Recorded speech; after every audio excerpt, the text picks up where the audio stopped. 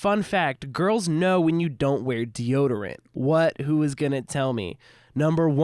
Step one, any middle schoolers listening, Axe body spray is not shower in a can. Adults listening too, any Smash Bro players out there, Axe body spray is not shower in a can.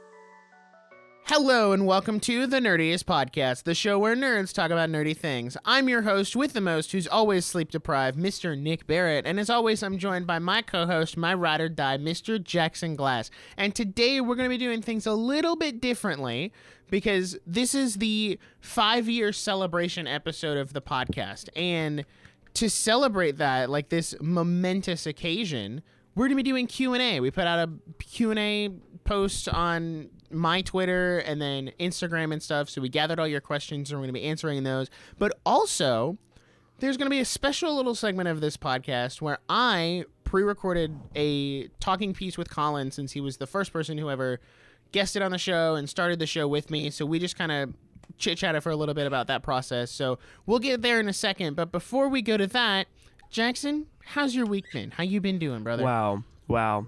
I'm so happy to be here. Thank you so much.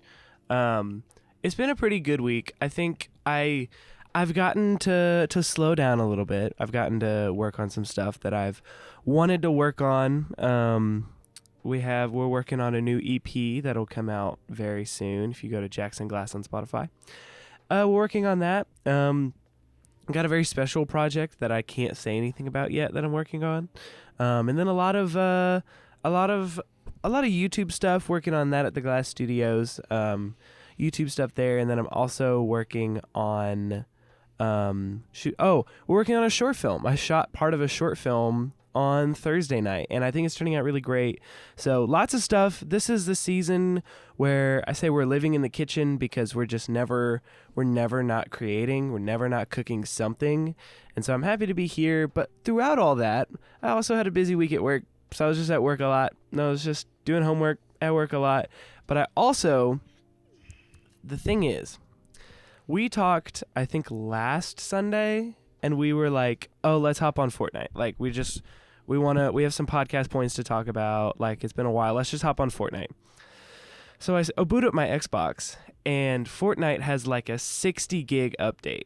And I was like, oh. No more Fortnite. Because auto update, it doesn't work. I don't think there's a single auto update feature in the world that works. So we were like, all right, well, no Fortnite. So I was going through my Switch games, and I was like, I haven't hopped on Breath of the Wild in a while. I had a save file that I started, and I got off the plateau and was working on it, and then it just school got busy, so I was like, okay, whatever. Let me just see where I was in my Breath of the Wild save file. Not even Tears of the Kingdom, just Breath of the Wild. And I hopped on, and I was like, oh, I really like this game. This is a fun game, and the sounds are super nostalgic, and the music. So, I'm borderline obsessed with Breath of the Wild right now in 2024, and it's at the point where I've stopped eating lunch with people so I can go home and play Breath of the Wild. I respect that so much. It depends on the day. Some days I'm just like, guys, I gotta be honest. I'm kind of socially tapped, and I would rather go get a few dungeons before I go to work. So, is this what being an adult is? Maybe.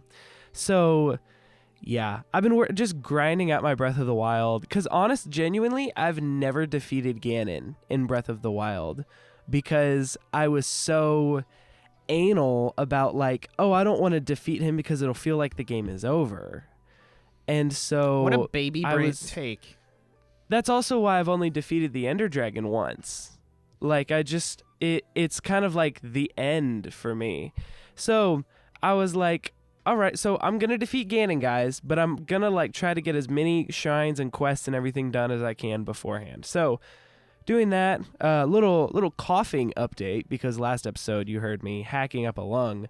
I am officially the owner of a brand new inhaler to see if that Wow. can supplement me hacking a lung on a daily basis. So update to follow on that. Fun fact, inhalers make you like slightly hyper right after using it. Oh, no. And so they told me that. And she was like, yeah, by the way, you're going to feel like a burst of energy like 20 minutes after you use it. Oh, no. And I was like, are we like getting high off the inhaler? Is this a thing? Like, are asthmatic people just living their best lives? Like, I didn't realize what was, like, I high-key thought it was just air. Like, I thought we were just circulating air. But no, we're like, they're pumping you with stuff. So, you know, update on that. There's that. So, before every podcast, I take a hit of my inhaler. So, I think it's helped so far. And I know, final spot, I know you've all been dying to know my latest wedding update. It's all been going very well.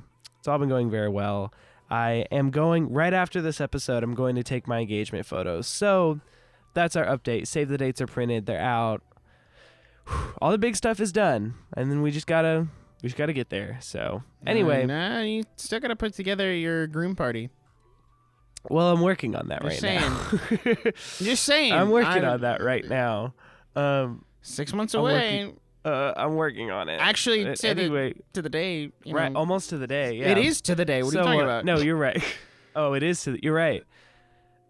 Yeah, I'm working on that right now. I'm actually working on it right now. Anyway, Mr. Nick, how was your week? Don't even get me started, bro. It's been. I'm gonna condense this and recap it as quickly as possible because like 30 things happened to me. What a week for you. So, first of all, I've just been doing a lot of YouTube stuff, chilling in the grind. I put out my first video talking about One Piece because I'm going to break it down because I'm watching One Piece now. And I'm doing a video every arc, breaking it down. And the first one is pushing 30,000 views. So that's really nice. Holy cow. So that's been going really well. Just focusing on making more content, figuring out how I'm going to get to the end of the year. I've had a little bit of a hiccup recently in my schedule. But aside from that, I'm streaming on Twitch a lot more, which has been really fun. I played Fortnite this week and still playing Twilight Princess. And then I also got Mario and Luigi Brothership, which... Let's go. To your point about being an adult, I played it Thursday night when I got it. I have not had a free moment to sit down and play it again since then. Yep. I'm hoping I find some time today, but I highly doubt it. Same goes for tomorrow. I highly doubt it. Okay, unrelated, but the new Fortnite season is really good. I actually really enjoy it. Unrelated. I like the Fortnite season. I hate that they put the rappers in it. I like the Fortnite season. I don't feel like it was I feel like they're so focused on their AI bosses that it's like just getting really, really obnoxious because I don't want to be fighting AI this whole game. So anyway, that's a side tangent, but yeah, I could do a whole episode on that. Not as good as the first OG remix, but did you hear that OG is coming back in a different game mode, like permanently in December? So that's pretty sick. We will be playing. We will be playing. I'm going to try to get you on a stream. We can do it. So yeah, anyway, been doing a lot of that. And the biggest thing that happened to me this week was last week I was driving home from somewhere and I was on the interstate and I got in a car accident, which is tragic. Now, when I say got in a car accident, I mean I flipped my car over on the interstate. So my car got totaled, which was great. I'm perfectly fine. Literally, by the grace of God, I walked out of that car, no scratches, no nothing. It is such a blessing and a miracle, and I'm thankful for it every single day. But my car is totaled. So I'm in the process of getting a new car, and the bank is not helping because they're taking forever to get me all my loan stuff so I can get a new car. So I should have a new car relatively soon, assuming the bank wants to cooperate and send the things I need. The big bank man said, no. But also, I have to ask the question. Everyone's on their minds. Does the music keep playing when you get in a car wreck? Well, okay. It depends on how your car is built and how your phone is connected to the car. Mine was Bluetooth. So my car had AAA built into it. So when the car detected that there was an accident because the airbags deployed, it kicked the music off because it was trying to like communicate to me through the speakers. And then I had my Life 360 went off and my GPS app went off. All three simultaneously trying to call 911. So then 911 is trying to call me and I'm not answering. And I'm like, bro, there's cops right here. Can you guys not communicate? Like, why do I got to pick up the phone and tell you? So I had to answer and be like, yeah, I'm fine. There's cops and stuff here already. Like, I'm fine. But in a certain sense, yes, the music does keep playing. When I picked up my phone, it was still cranking the last chorus of L.A. Devotee by Panic at the Disco. So, wow, that's all right. There you go. That's it. Yeah. So, well, we're glad you're alive. Me too. Who's gonna do this podcast without me, huh? That's what I'm saying. Swear. I got the keys to all the accounts, so like, unless they're dead. What you gonna do without me? Gosh. They can't report a podcast if they're dead. If they're dead. Oh my gosh. All right. So we're glad you're alive. Welcome to the show. Wow. Surprise. How do you want to structure this? Are we going in or are you switching to the other segment? I'll go ahead and toss it over to past me to do the bit with Colin, just because that's kind of how I formatted it. Yeah. And then when we come back, we've got a couple news points to hit, and then we're going to answer all your Q&A. So I'm going to throw you guys to past me, who's already done this section. Go. Whew. Hello, and welcome to this special little segment of the podcast, because, listen, guys, the podcast, you know what we're doing in this, like, main section of the episode, but this podcast is 5 years old, very old for a podcast, and, we're 137 episodes in, and to commemorate the podcast being 5 years old, I went and I found my very first co-host, Mr. Colin with no I. And we're here. We're just going to chat for a little bit because it just felt appropriate to bring him back on and just kind of talk about starting the podcast and what was our motivation behind that. And we talked about Ruby a little bit and that kind of stuff. But before any of that, it's been it has been 2.5 years since you've been on the podcast, Colin. How are you? How have you been this last 2.5 years? Well, I exist. Yeah, I've been really busy, and that's mainly why. Whenever Nick's like, "Hey, do you want to come on the podcast?" I'm like, maybe. But yeah, I'm currently an animation student, so that's fun. But yeah, maybe you'll see me animating stuff one day. What if I work on One Piece? That'd be cool. Dude, I can talk about that now because I made my One Piece video, and I know I can be open that I watched One Piece now. Yeah, that would be pretty sick, dude. One Piece, pretty good. Not gonna lie. But, so yeah. Anyway, that is how it do be. So you and I did a thing 5 years ago on November 9th, 2019. It actually feels so wild because 2019 was so long ago. Yup. But it doesn't feel that long ago. You know what I mean? Like, it was like 2019 was 5 years ago. But with everything that's happened in the last 5 years, it feels like it's only been like 2 or 3. Yeah. and not 5. So to think that like 5 years ago, we were sitting here like doing a podcast and we were like, you know what? Let's start a podcast. And what did we start with? But Two Nerds Talk About Ruby Volume 7, Episode 1, Ugh. The Greatest Kingdom. Two Nerds Podcast, Episode 1. That's right. The Nerdiest Podcast wasn't even a thing, technically. Yeah. So, tell me a little bit about that. What do you remember about recording our first podcast episode? I remember a lot of what it was us having initial reactions to the episode.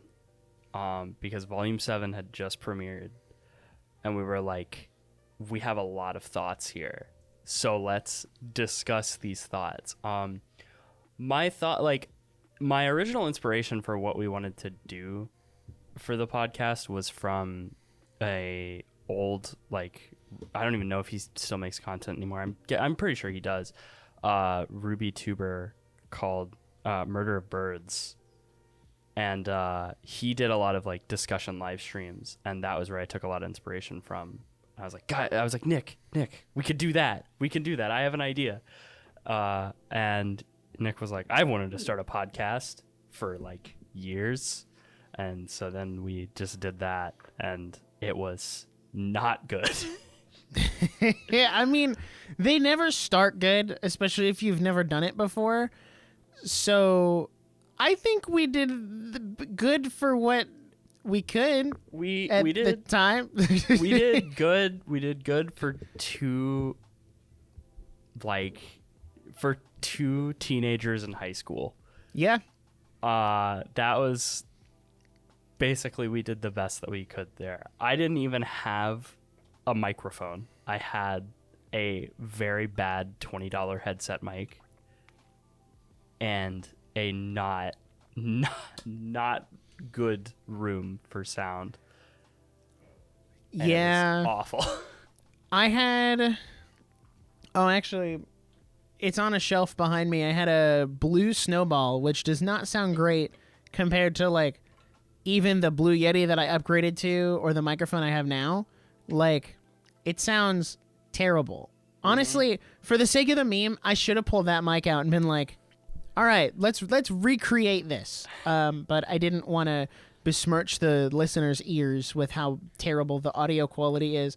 Although I guess you could just go back and watch that episode, because ironically enough, the first episode is the highest played episode of the entire podcast at a whopping 820 listens. I think it's because we were just going off of the hype of Ruby, and a lot of people just really wanted to hear people's thoughts on it. Yeah. I also think there's something to say for, like, when you find a new podcast, you will go back and listen to the first episode. Because if you look at the, like, retention time graph, it's in the first 30 seconds, super high, and then immediately drops off. And yeah, I don't blame people. It's not great. No. It could be better.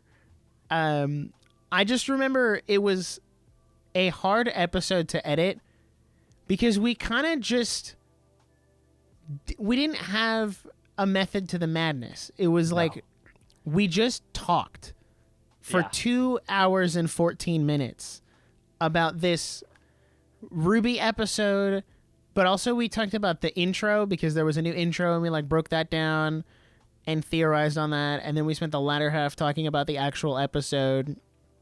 And we had so many great plans. We were going to do an episode like with every episode of Ruby and like stick with every episode. And I mean, we sure did until episode 3, and then we didn't. Yeah, I remember both of us got too busy and we couldn't make the episode. That or one of us got busy. I think it was me. I think I got too busy. It was just really hard to schedule because it was like November. It was Christmas time. Like, you get like school finals and trips and all kinds of stuff, and it was just a lot to keep up with, which makes sense. So then I kind of pivoted and was like, okay, well, let's talk about other stuff other than Ruby because I wasn't fully comfortable doing a solo episode yet. And then we never finished talking about Ruby Volume 7 until later. We did like what? It was like a minute and a half long. I don't even think it was a thing. minute and a half. I think it was like 30 seconds. Like we were like, we finally watched it. Yeah. Well, no, it wasn't even that. Wasn't it like a year after that episode? Like let me look. A year later. I'm trying to pull it up.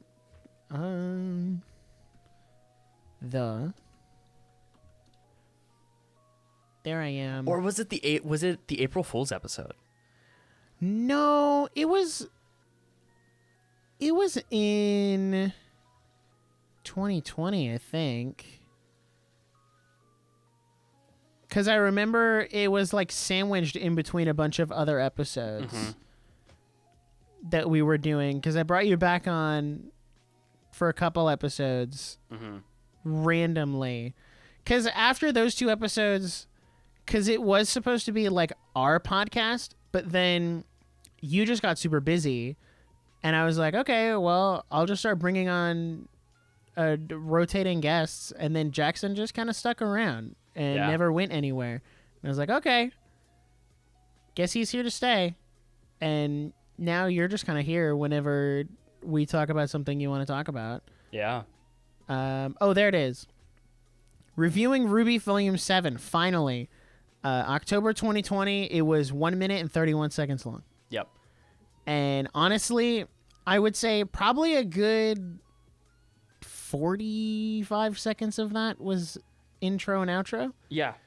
So well, no, because it was the entire review was 10 seconds. It was really bad, and I was like, yeah, it was really bad, and then we just ended the episode. I was like, all right, well, thanks for listening. We'll see you guys on the next episode. Bye. And then it played the outro, and that was it. And I'm trying to remember whose idea was that. Was that your idea? I think it was.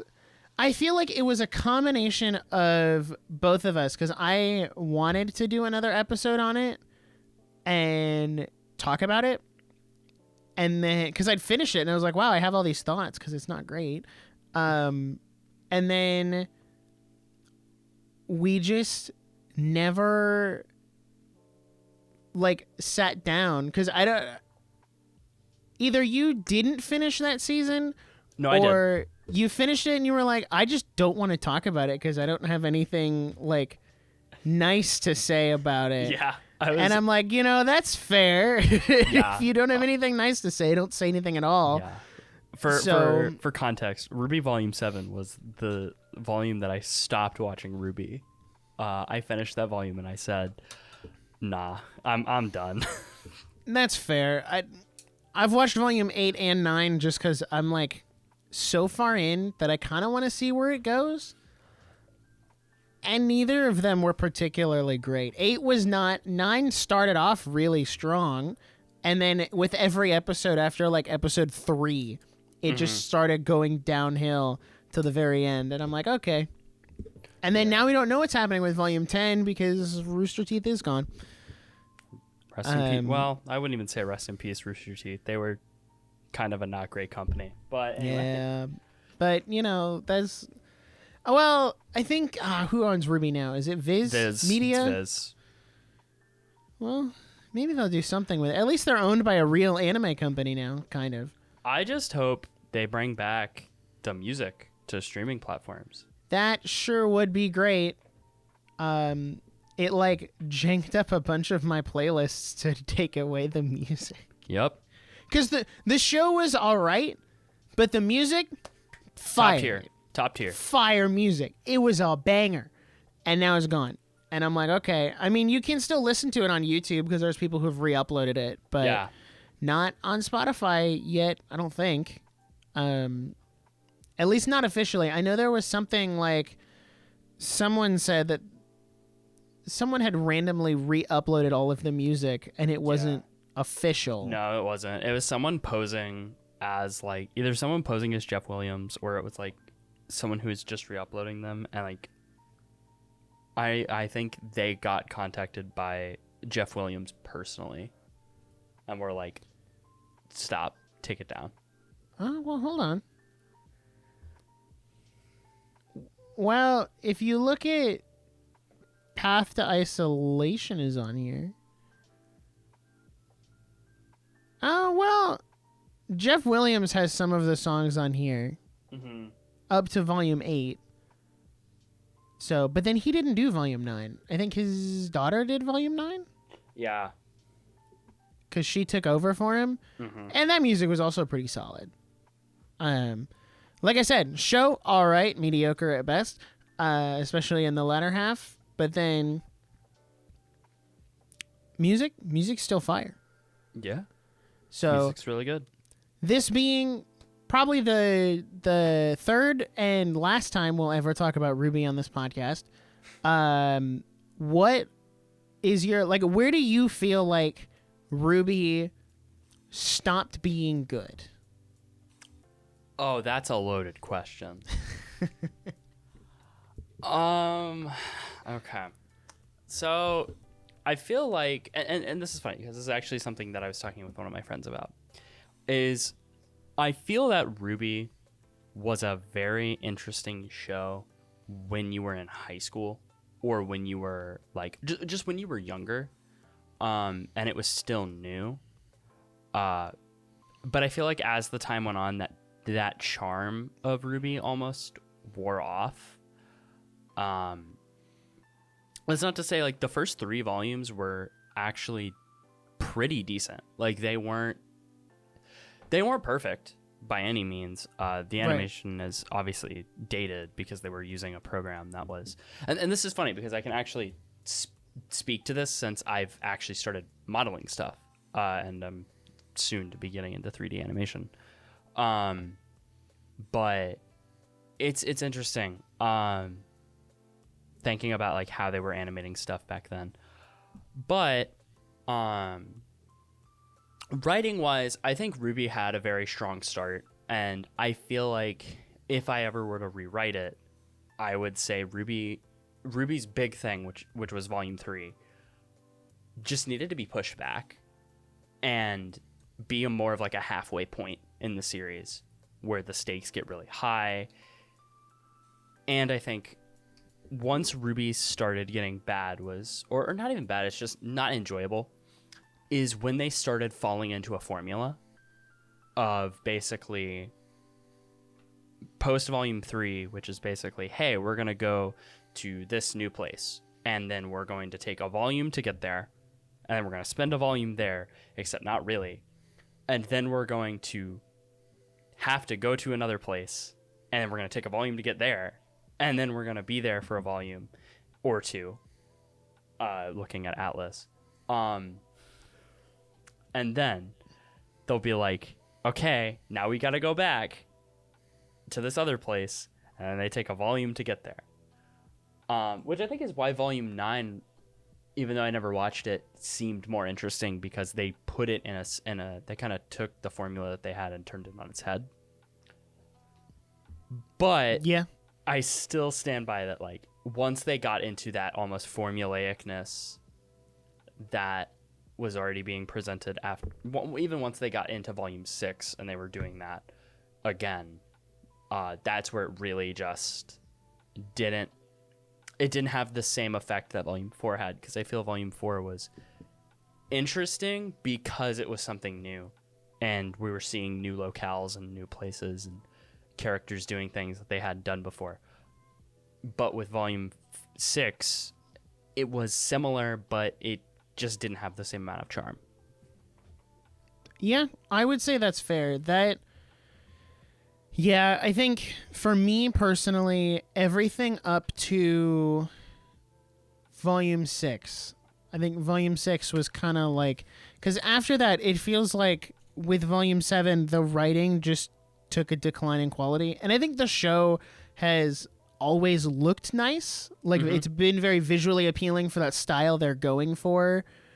Something that did bother me a little bit with volume 9 was this push to almost make it more anime-y.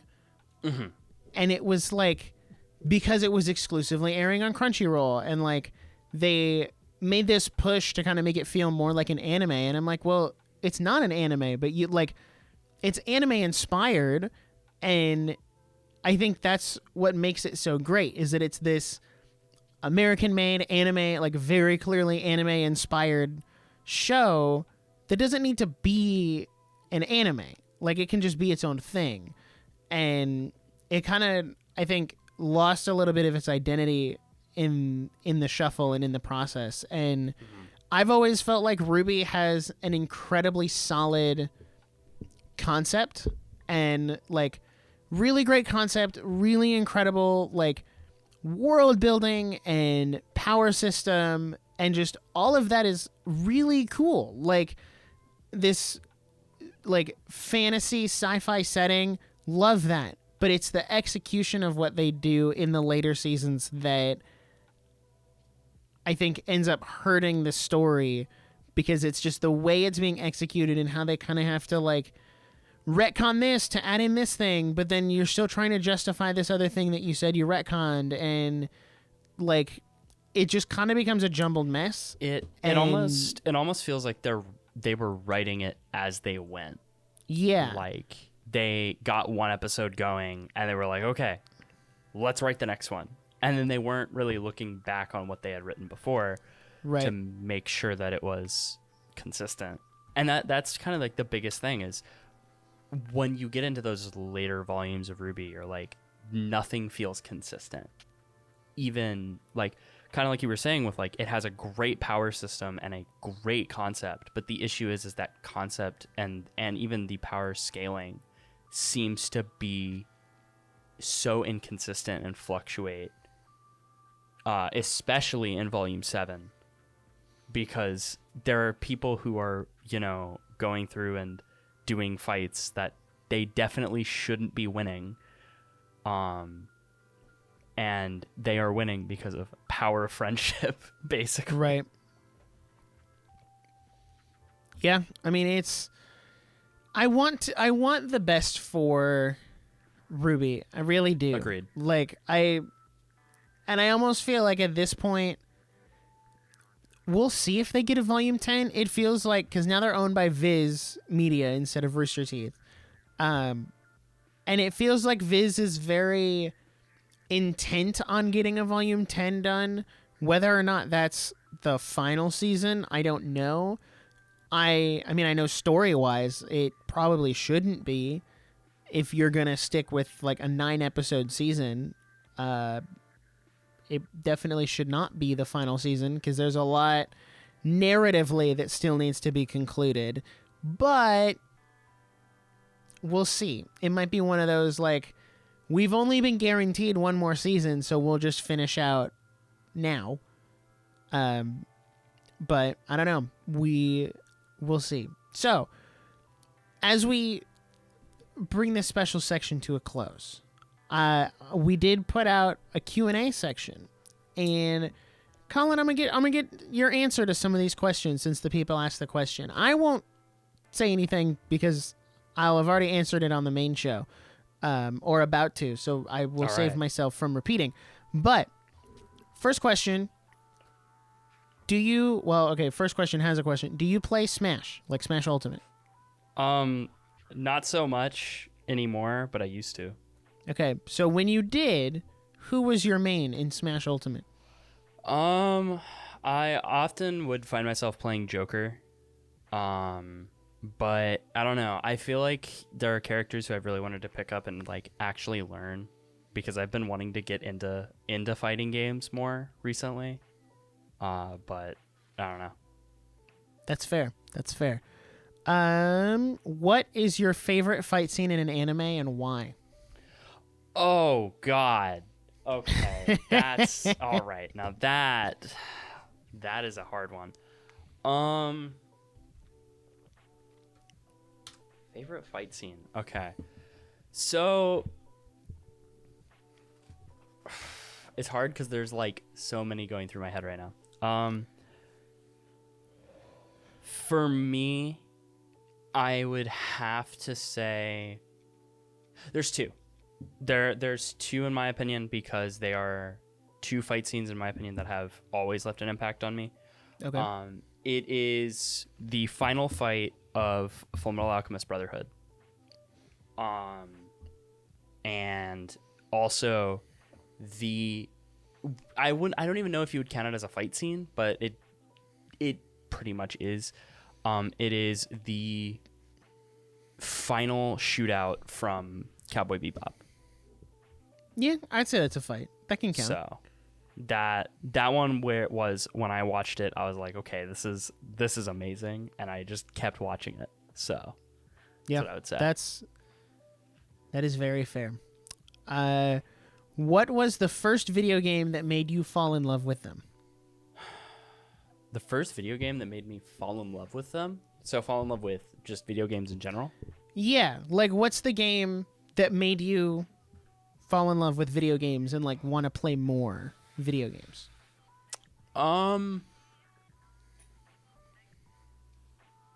That's It's one also where kind of a loaded question. that's one where I would say I also have two answers. I'd say my first answer has to be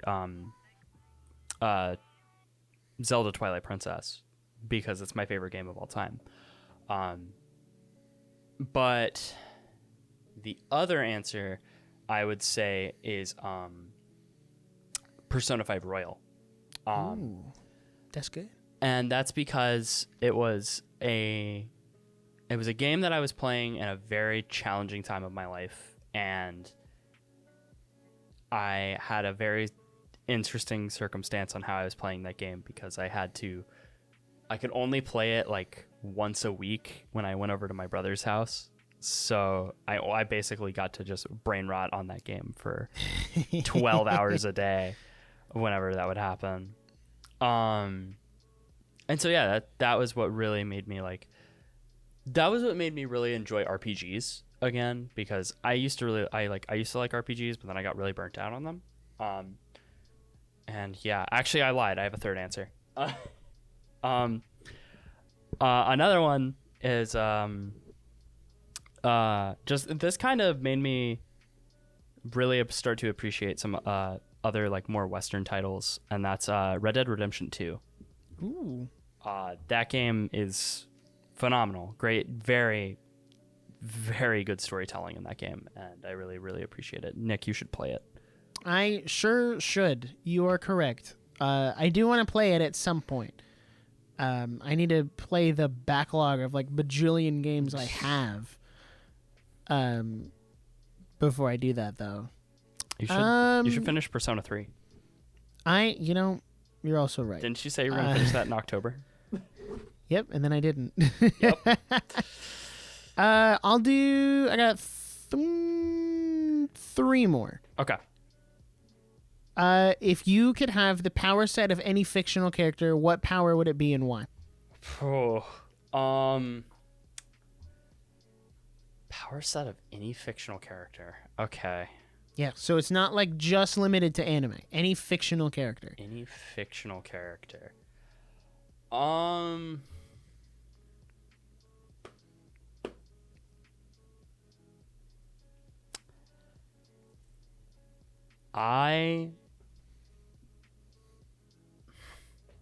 That's just a very, very.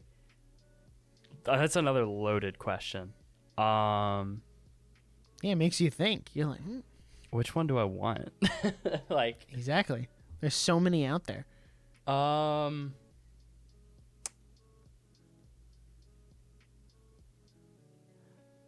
I would say probably just being able to do like transmutation from Fullmetal Alchemist. That's fair. That's good. That's very well-rounded and has a lot of good practical use in your daily life. That's fair. I don't know what type of transmutation, but something like I wouldn't want to do like Roy Mustangs because that's just like, it rains and it's not useful, but yeah, I would do something that's like more like utilitarian, like, Yeah, That's fair. that's my answer. Fair. Oh, okay. All right. What is the worst anime you've ever seen? Okay. So Nick, this is another podcast reference. So the worst anime I've ever seen is a short little show called Domestic Girlfriend.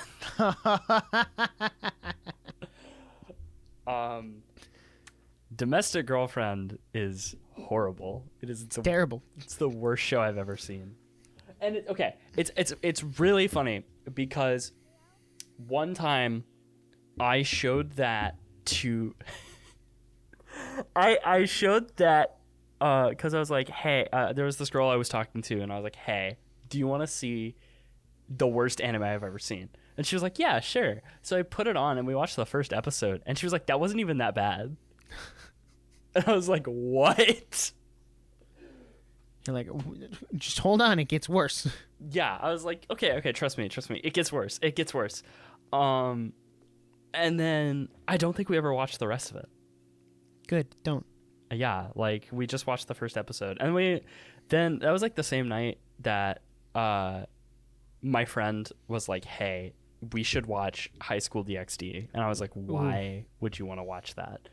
And so then we watched like an episode of High School DxD, and I was like, this is awful. I think what made Domestic Girlfriend bearable was the fact that we watched it together, and we just like laughed at and clowned on it the whole time. It was genuinely, I think it was one of the most like just times that I've ever laughed in one sitting. Yeah. Just because we could not believe what was happening on the screen. Yeah. Our expectations were low, but it just kept going. Like the bar just kept getting set lower and lower. Yeah. That checks out. Yeah. And then the last question is also a loaded question. What is your favorite anime opening? Oh, favorite anime opening. Okay. Oh, that's a hard one because for me it's kind of like cycles. Okay, I'll give you 3 because I can't decide my favorite. So one of them is definitely what is it called? Fighting Gold from JoJo Part 5. That is good.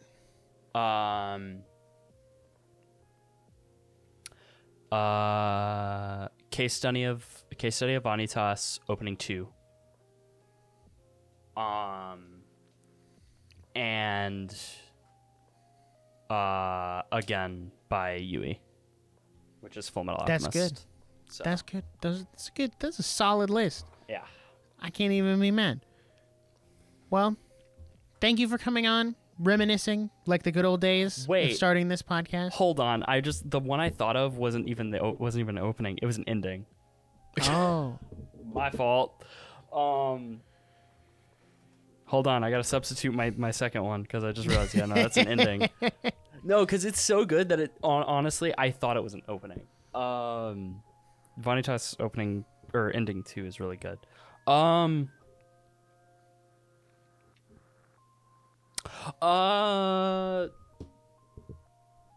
I'll just throw this one in there. Re-I-Am from Gundam Unicorn. Yeah, that makes sense. Yeah, you got to get a Gundam one in there. Yeah. You're like the Gundam guy. I am the Gundam guy. This is true. Well, thank you for coming on, reminiscing like the good old days, talking about Ruby and other anime things. For now, viewer, it's going to cut instantaneously for you. I'm going to send you back to the main show. I'm going to the Shadow Realm. Back to current. Yeah, Colin's going back to the Shadow Realm. Maybe we'll pull him out again sometime in the future. But for now, I'm going to send you right back to the main show. Don't put me in the basement, Nick. And we're back. Thank you, Past And we're Nick, for back. sending it back What to a me. good- Now, we got a what a couple good news bit. points to go through here before we jump into Q&A. Wow. Just two. Yeah. Just two. Just two. So Something let's quick. hit our Little news drop. wiki wow news time. Oh, yeah. Here we are. Got him. All right. So both of these are from the hit social media platform Twitter. Oh, I'm sorry, X. X.com. The first one is that a live-action Lego Ninjago movie is in the works at Universal. Now, slight caveat here. The original creators are coming back to write the script, and I believe they're directing as well. The original creators of the show? Yeah. So Dan and Kevin Oh. Hageman are coming back to write and or direct the movie, Okay. which helped me with the initial knee-jerk reaction Yeah. because it doesn't feel like a completely soulless corporate cash grab Uh-huh. type thing. My bigger concern is that it's live action. How does that work? Because I feel like if you put Ninjago in live action, aside from Spinjitzu, it just becomes Avatar: The Last Airbender. I was going to say, what differentiates this from the Netflix Avatar? Like, at all? Spinjitzu. Oh, if they don't play the Weekend Whip, why am I going? Yeah, exactly. What's the point? No Weekend Whip. What's the point? I also think, like, I don't know, like, how do you cast this? Like, how do you make that decision? Because also, like the Ninjago movie, like the Lego movie with, like, Jackie Chan, like, changed up what Ninjago was, and then it affected the show, and it was bad. Right. And so, like, are they going back to the original, or are they sticking with, like, the movie theme, or is it like... this feels like it could have been amazing if they essentially tried the Lego Ninjago movie again, but animated, and made it like the show, because that's what people wanted genuinely from the beginning. And the Lego Ninjago movie was kind of like the start of the downfall of Lego movies. And so it's just kind of like there is an opportunity to do something really great here, but then, like, you got Minecraft live action. They just sent a picture of the Lilo and Stitch live action that looks like absolute garbage. And there's just, like, the Lego Ninjago live action. Like, what is it going to take for us to realize this is just stupid? Because I'm tired of it. Yeah, I don't know. It feels really weird that they continue to try to do these live action adaptations of animated things. Because it's like, yeah, do another animated Ninjago movie. Or maybe you couldn't justify it to the higher ups because it didn't perform well last time. Or Right. I don't know what the reasoning is there.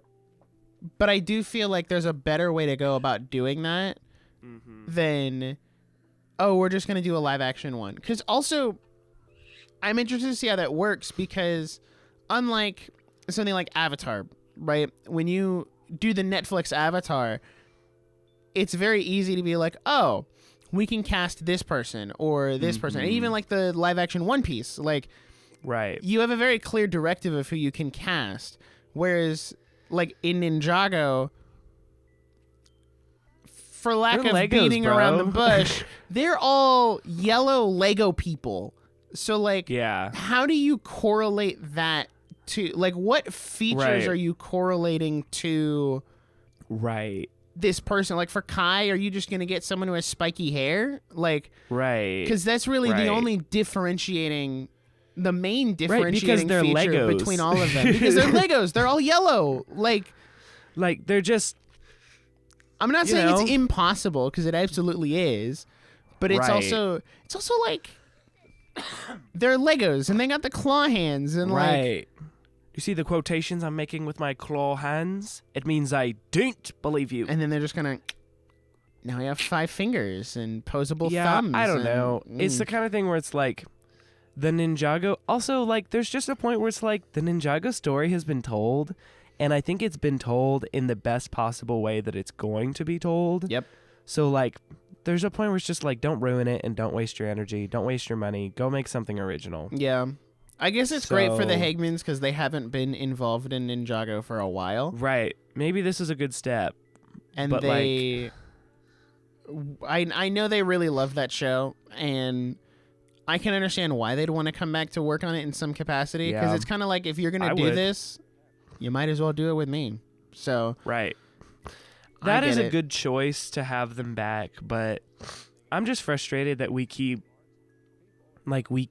pushing for live action. Meanwhile, in the animation department, like, Moana 2 is about to come out, and everyone's doing all these side-by-side comparisons of the first one and the second one based on trailers, and it was very clearly supposed to go straight to Disney Plus because Moana 2 was originally a series. Yep. It was going to be a Disney Plus original series, and then they were like, oh shoot, this isn't going to work. So they compiled what they made and turned it into Moana 2. So it's going to be in theaters with a Disney Plus original series animation quality. And Yep. I'm just not We'll see how I'm that not goes. happy about that. So, I don't know. There's just the animation industry has just been really, really weird for the last few years. So, I don't know what happened. Yeah.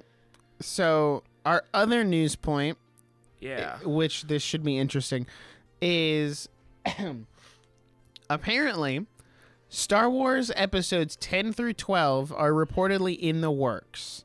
Simon Kinberg is writing the trilogy, although some insiders think it may be the start of a new saga instead. There has also been a decent amount of speculation that this is being morphed into a Rey trilogy because they lost the writer for her movie, and Yeah. then they were already, like, Daisy Ridley had already said that she was going to get multiple movies out of that. So a lot of people are thinking Yeah. that they're just morphing whatever the Rey movies were going to be into 10 through 12. Personally, as a Yeah. Star Wars fan, you know, I got my Star Wars shirt and all stuff on the shelves behind me. Mhm. I want it to be the start of a new trilogy, but at the same Me time, too. I also want Disney to just stop. Because with every new Star Wars project they make, it makes me not like the franchise even more. Like, every time Yeah. they open their darn godforsaken mouth and spit out a new Star Wars project, I'm like, that's disgusting, and I don't like it. Because you're losing the fundamentals of what Star Wars is supposed to be. Now, if Yeah. they can get back to that, great. If they can go Great. back to the fundamentals, but they've lost their identity, like, in their current mindset and current worldview doesn't work for Star Wars, because Disney's stories right now, the entire point is like nihilism, and it's like, what's the point? Nothing matters. Just live your life. But literally, the point of Star Wars is hope. So, like, this doesn't correlate, and so they don't get it.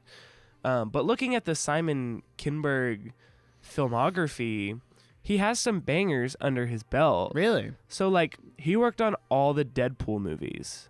So he produced all the Deadpool movies. He produced Logan. He produced Murder on the Orient Express, Death on the Nile, and A Haunting in Venice. So however you feel about those films. What is under he his was- writing credit? What's he got under his belt there? Because that's what he's been tagged with these movies for. I don't know if let me he's also see. directing He it. was- It does give me a slight bit of hope that they said the way it's worded sounds like he's writing 10, 11, and 12. So at Okay. least they've learned to have one overarching writer for the So- trilogy, so it has some semblance of direction. So according to IMDb, he wrote Mr. and Mrs. Smith, which is actually a really great movie. The old one? Yeah, like the one like Brad Pitt, Angelina Jolie. Okay. He also, this doesn't bode well. He wrote all the modern X-Men movies, Okay, which but are all of them are very. bad. They're kind of hot. So, he wrote the Robert Downey Jr. Sherlock Holmes. Okay. which is an okay movie. He created and wrote Star Wars Rebels, which I did not know. So that's possible. Oh, okay, that's huge actually. So That's huge because Star Wars Rebels is kind of goated. The thing with Rebels is like it has really high highs, but then really low lows. But then around season 3 and 4, they really locked in and cut the filler and figured out what they were doing. So I think if he can bring that level of quality to it, right. Okay. And he at least understands Star Wars to a certain extent. So I'm okay. Right. I feel a little better now. So you could do that. You also like it's the kind of thing where it's like, yeah, he worked on Rebels and Deadpool, but he also like produced the live action Cinderella. Oh, well, that movie wasn't too bad. That movie's not bad. He also, I mean, he produced The Martian. He worked on The New Mutants, which was kind of So I don't know. It could go either way. He has some bangers under his belt that could work out. I'm not counting it off. So it's possible. Real quick, just a quick little news point that I forgot about until now. Brief update because it's been about a year since we've done this episode. We got an update on the Zelda movie this week. I forgot about that because Nintendo had their financial meeting and they talked about it. They also said that like Switch 2 is going to be backwards compatible and they confirmed that. They also confirmed that it'll be revealed or there will be news about it before April of next year. But for the Zelda movie, it's been given a broad 2020 blank release window. So it will be released before 2030, which is great. Live action adaptation directed by Wes Ball. The release window allows flexibility for the director and more time to develop the film properly.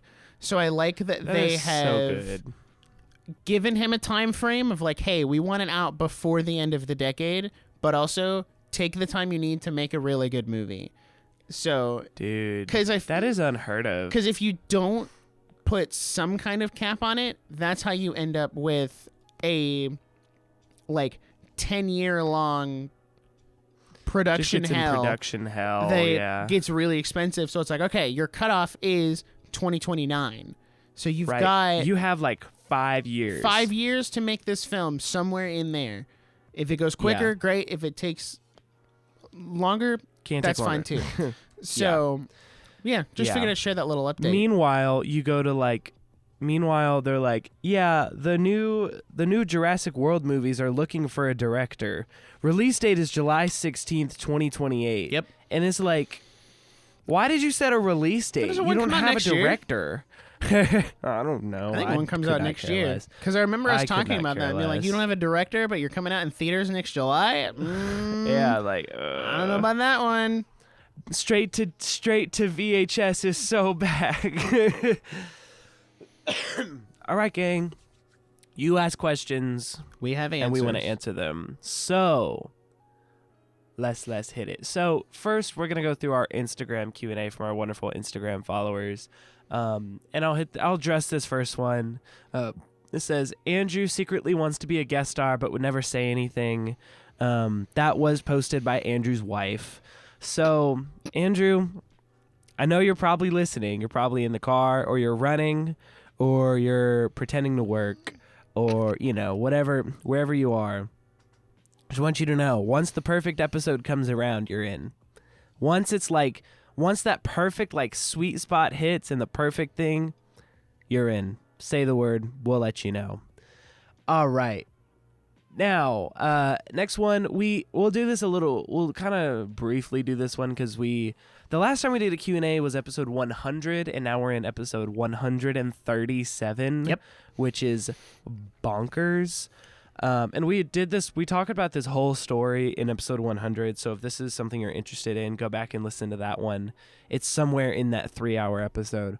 How did you and Nick meet? In real life. Yeah. So we both lived in the same town at the same time, and kind of we were more like acquaintances. Like, we just ran in the same circles. Yeah, it was really like friends. Friend of a friend type thing. Right. And then you moved away, and then I messaged you at some point. I was like, hey, do you want to come on my podcast and talk about like Star Wars and stuff?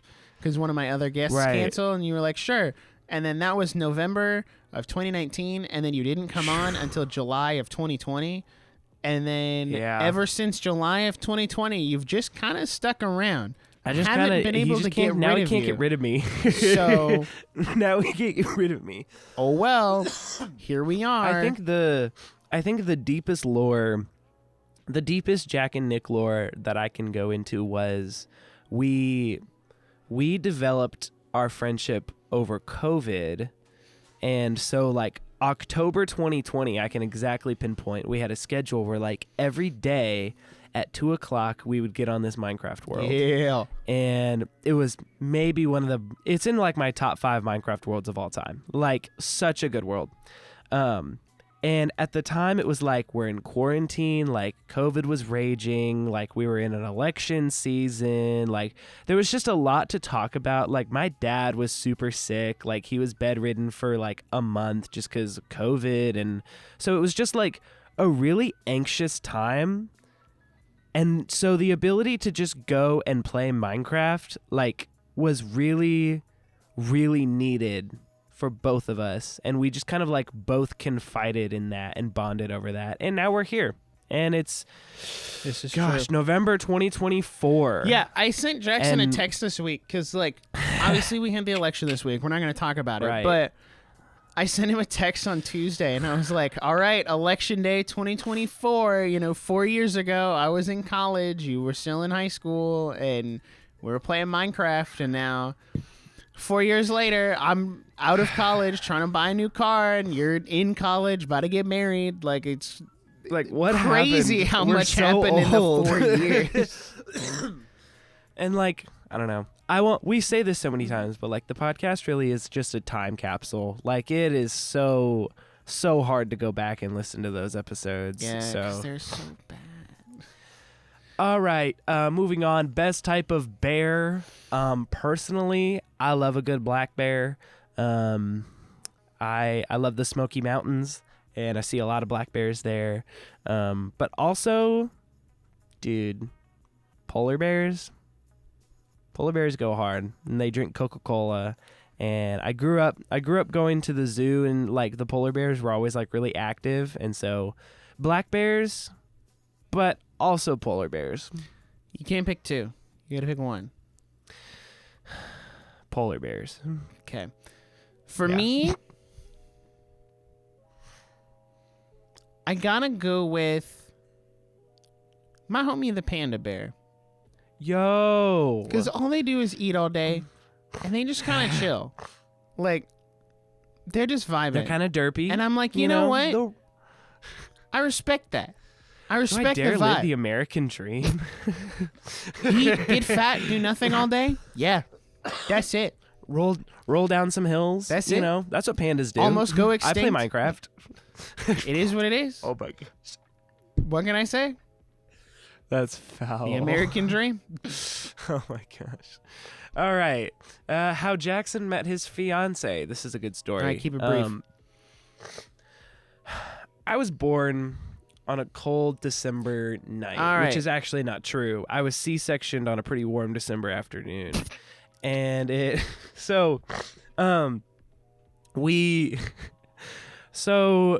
when I moved here, we met at church, which is the number one place to meet your spouse, by the way. We'll come back to this later. We were there, and she was my older sister's best friend when we moved here.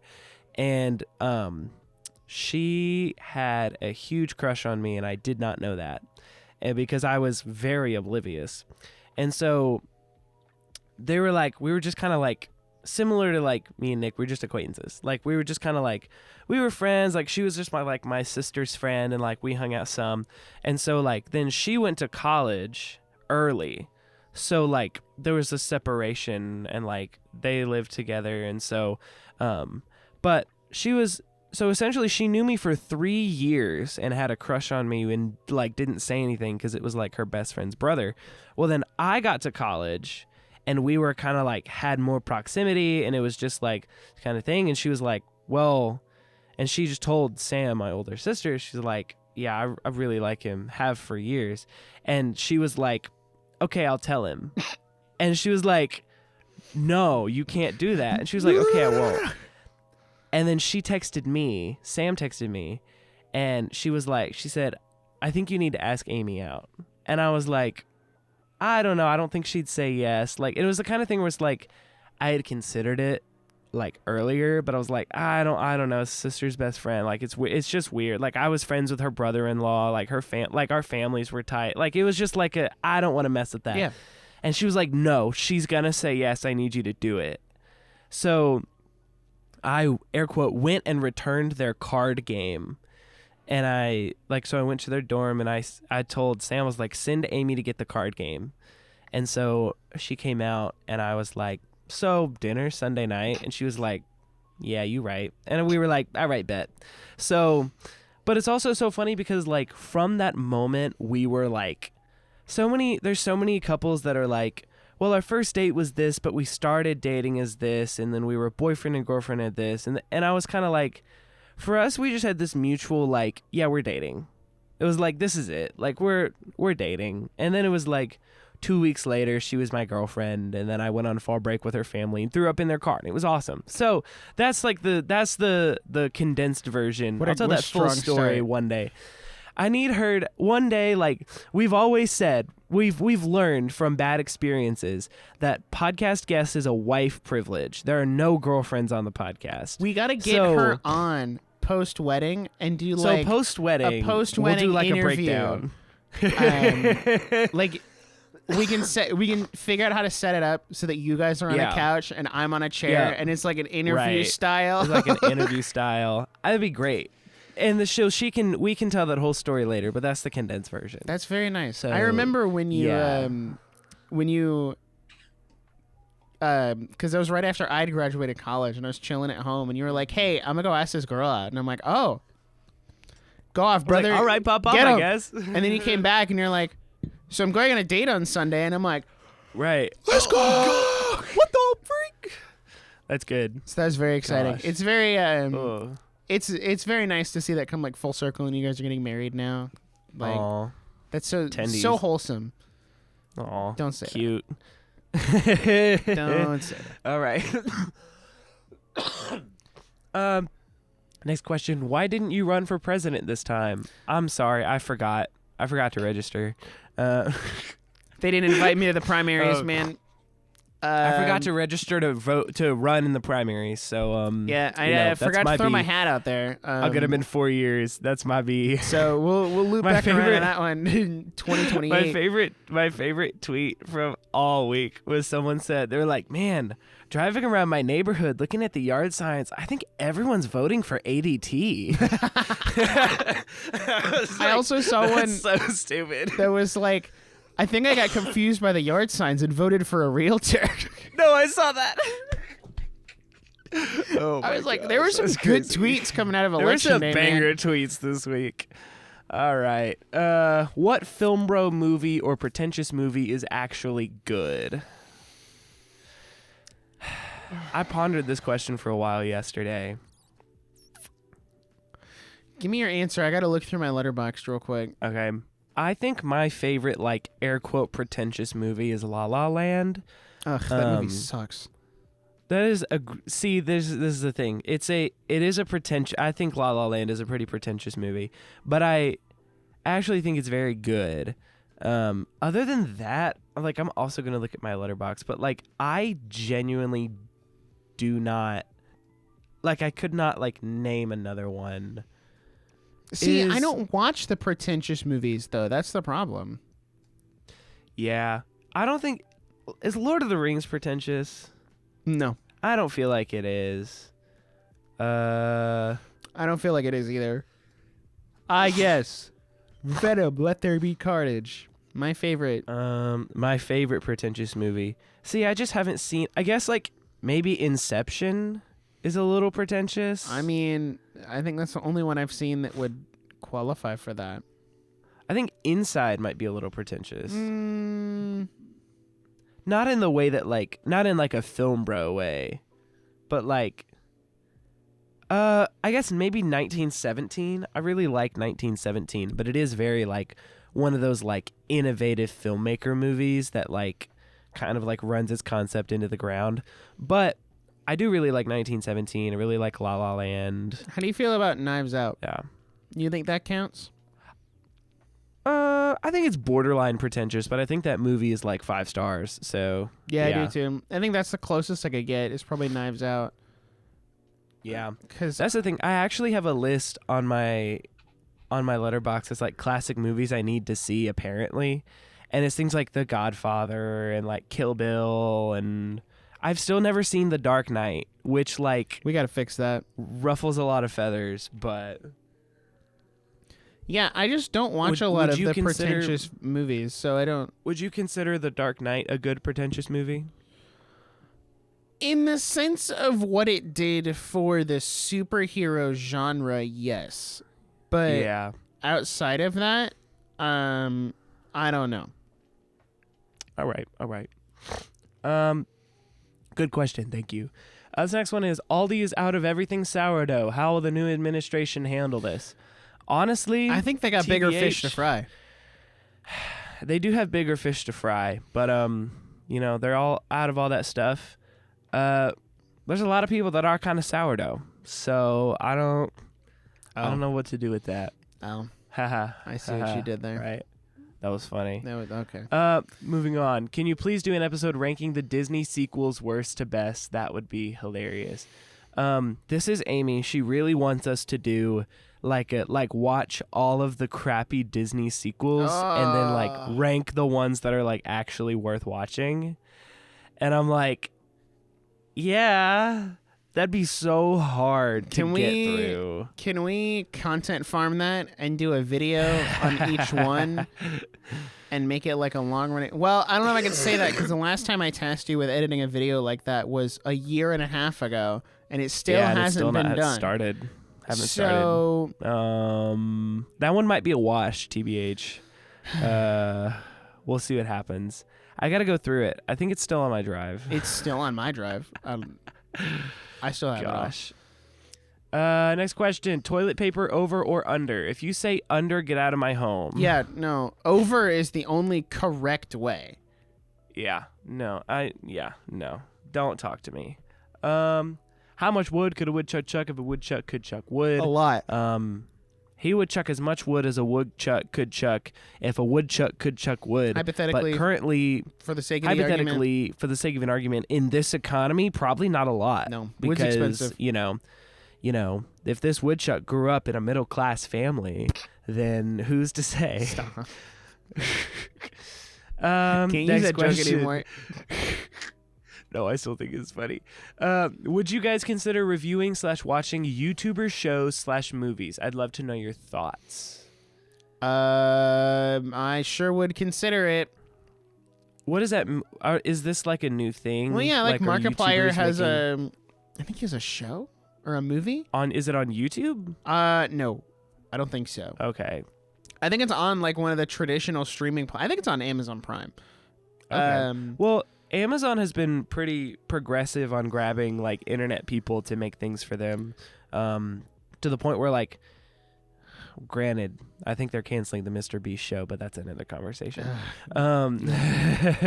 So I think the allegations that came out about that, I think they're canceling that. yeah, I think they're done. If I had to take a guess. But there's also like YouTube talked about adding like a streaming part to YouTube TV that like let essentially creators upload like episodic content to that. So kind of like the I don't know Prime if Video that's what it was. Direct. Right. It's like Prime Video Direct, and it's kind of like they tried to do this with like YouTube Red, and I just don't think there was a market for it at the time. But I think we're at a point where we're fed up with streaming enough to where we're watching more YouTube anyway, so we may as well watch it in an episodic format. Right. But also, like, the creators that would do that are the ones that are full-time creators that have the budget to make genuinely good shows. It's just giving them the creative freedom to do it. Right. So, essentially, yes, but only very specific YouTubers because most of them are probably not worth my time. That's so fair. That's kind of where I'm at. That's so real. Next question. Do you think game studios announcing new games years in advance hurts their launch day? Yes. I think I also think it doesn't bode well for your marketing, because if you look at the stark comparison between most of the game industry and Nintendo, and I'm trying not to sound like a Nintendo shill here, so I'm going to be as objective as possible. If you look at some of the like Xbox or Sony games that get announced, it's all CG trailers and no gameplay, and it's just like, here's this CGI trailer, cinematic 2028, and it's like, the little okay, tag that says not actual gameplay. yeah, and it's like, okay, well, it's not much for me to get excited about. Like, yeah, I'm excited you're making a new Star Wars game or a new Marvel game or whatever, but there's like no gameplay. There's not, like, it's a game. I want to see gameplay.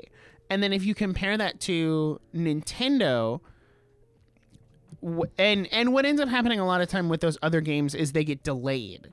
So you say like, oh, this is 2026, and then the game doesn't end up coming out until 2028 because the marketing side vastly underestimates how long the development team needs to actually make a good game. So then on the Nintendo side of things, what they've learned with the Switch is they announce a game 6 months before it comes out. Like Mario and Luigi just came out this week, was announced in June. Like, brand new game announced in June, coming out in November. And that's something Also, very tangible. You have gameplay to see. You have something to get excited about. And now you have a date to put that on. Or like last week, I think, they announced Xenoblade Chronicles X Definitive Edition is getting ported from the Wii U. They showed CGI gameplay or CGI like cutscenes, but then also showed gameplay and then said, hey, this is coming out in March. Another 6 months later, here's this game. So usually their window is 5 to 6 months, and that works out great because you can get really excited for this new thing that's coming out and still have a tangible, like, oh, I know when that's coming out, as opposed to being like, oh, well, aw shucks. And I mean, there's some games that are the exception to that, like Metroid Prime 4 just has 2024, and Tears of the Kingdom had like 2022 and then 2023, and then they gave us a date. So like some of their really big games they'll tease like that.